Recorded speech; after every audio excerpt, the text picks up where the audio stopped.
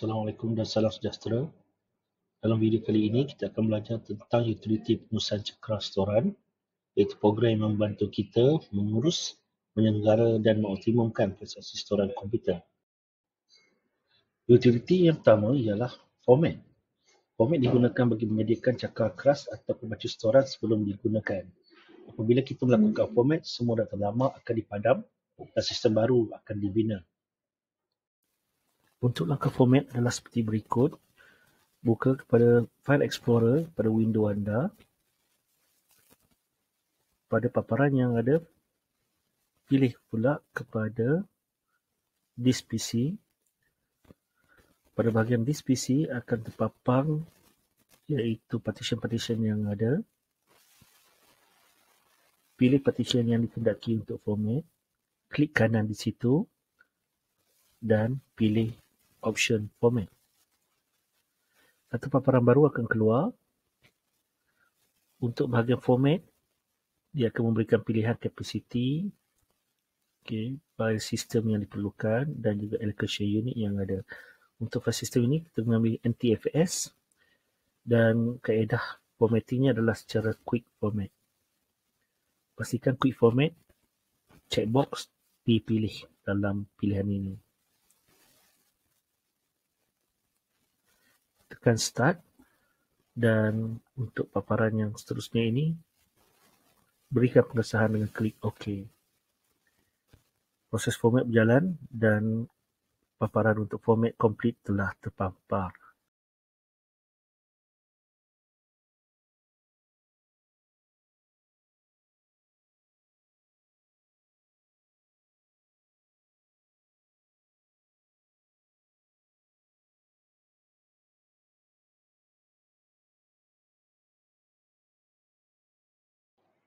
Seterusnya, kita ada disk referencer digunakan untuk menyusun semula fail-fail yang berselerak di dalam cakera keras. Fail yang tidak disusun boleh menyebabkan komputer menjadi perlahan.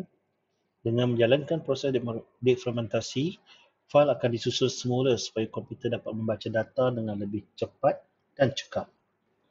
Berikut adalah langkah-langkah untuk membuat disk referencer.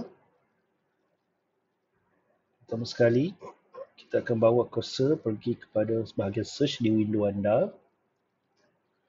Typekan perkataan defragmenter. Seterusnya, klik pada ikon yang telah wujud di atas. Satu paparan akan keluar menunjukkan bahawa terdapat option untuk bahagian disk defragmenter. Pada bahagian optimize drive, pilih drive yang ingin dioptimiskan. Di sini saya akan mengambil satu drive iaitu drive J di situ yang belum pernah lagi dioptimiskan.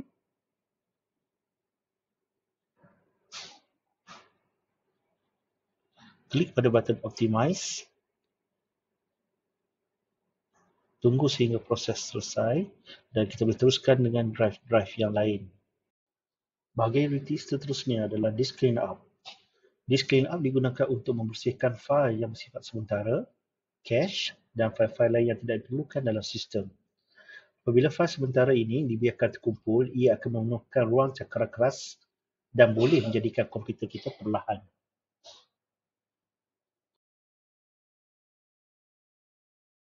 Disk cleanup digunakan untuk membersihkan fail yang sementara di dalam komputer, fail-fail yang tidak diperlukan dalam sistem komputer. Apabila fail sementara dibiarkan terkumpul, ia akan memenuhkan ruang cakera dan menjadikan komputer perlahan. Berikut adalah langkah-langkah untuk melakukan disk cleanup di dalam window. Pertama sekali, typekan perkataan disk cleanup di run. Pilih ikon yang tertera di atas. Setelah klik, satu paparan baru akan muncul. Untuk disk cleanup selection, pilih drive yang ingin yang dilaksanakan dengan disk cleanup. Di sini kita akan ambil drive C. Klik OK. Pada paparan disk cleanup C, kita perlu untuk memilih fail yang hendak dibuang. So, di dalam cakra ini, yang nak dibuang adalah antaranya seperti temporary file dan juga recycle bin. Klik bagi recycle bin dan juga klik juga pada temporary file. Anda juga boleh memilih untuk option-option yang lain untuk dibuang. Seterusnya, tekan OK dan confirmkan untuk anda membuang dengan menentukan delete file. Proses disk cleanup akan berjalan dan proses telah selesai di situ. ScanDisk digunakan untuk mengesan dan membagi kesilapan pada cakra keras. Ia mampu mengenal pasti sektor yang rosak dan membetulkannya bagi memastikan fail kekal dan selamat. Untuk menjalankan ScanDisk, anda boleh memilih untuk buka File Explorer. Di sini kita akan buka kepada disk PC. Seterusnya, kita memilih untuk drive yang ingin di-scan. Di sini saya mengambil drive C dan kita perlu untuk memilih property.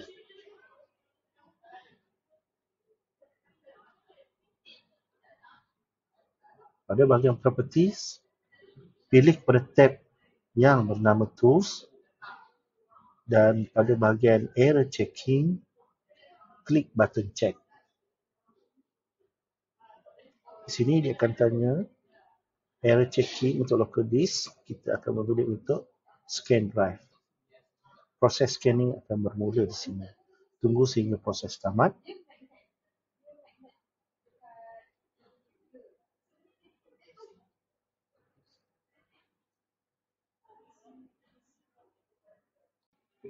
Setelah proses selesai, error akan keluarkan button close dan sekiranya terdapat masalah, satu lagi option akan keluar iaitu untuk repair drive.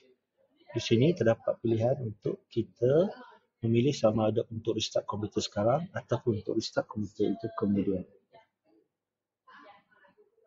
Kita boleh melaksanakan proses yang sama pada mana-mana drive lain yang terlibat. Ini termasuk juga kepada thumb drive ataupun mana external hard disk.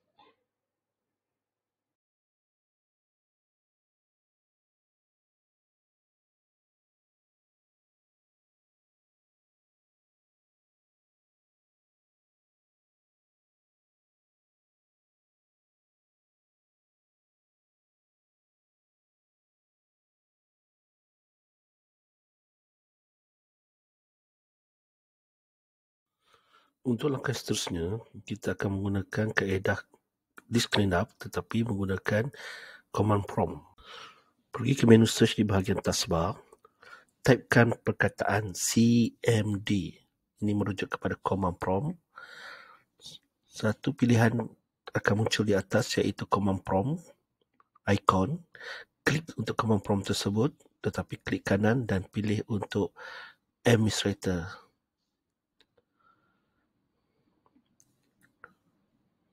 Seterusnya, satu paparan baru akan muncul.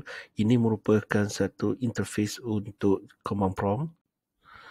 Pada command prompt interface ini, typekan perkataan chkdsk.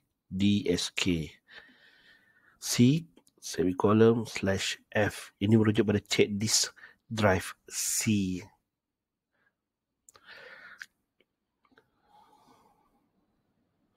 Sekiranya kita rujuk pada disk PC yang berada dalam My Computer, drive C yang sedang kita rujuk adalah bahagian drive C yang ada. Hasil daripada command yang diberikan, sistem akan membaca bahawa pengguna ingin melakukan check disk dan dia akan memaklumkan bahawa dia akan meletakkan sebagai jadual setelah komputer ini restart untuk melakukan check disk. Pengguna harus menjawab sama ada yes or no. Di sini kita mengatakan yes. Backup ialah langkah keselamatan penting untuk menyalin dan menyimpan fail ke lokasi lain seperti cakra storan luar atau storan awan. Tujuannya adalah untuk memastikan data masih boleh diselamatkan sekiranya komputer rosak atau dijangkiti virus. Berikut adalah pada bahagian search di taskbar backup. Typekan perkataan control panel. Pilih pilihan control panel yang dipaparkan di bahagian atas. Seterusnya, pada paparan pilih menu System and Security dan ambil Backup and Restore. Di bahagian control panel ini untuk bahagian backup dan restore, terdapat bahagian untuk backup dan kita pilih ikon ataupun menu setup backup. Setelah kita klik, paparan untuk memilih lokasi kepada backup tersebut akan dipaparkan. Kita perlu memilih drive yang ingin kita gunakan dalam proses backup ini. Teruskan dengan next dan review backup setting telah ditunjukkan dalam paparan. Dalam ini ada schedule ataupun jadual untuk kita memilih untuk automatic backup. Kita boleh memilih untuk weekly, monthly dan juga tarikh yang digunakan dan juga masa untuk sistem membaca ataupun menjalankan backup ini. Setelah selesai, klik Save and Setting dan proses backup dilaksanakan sekarang.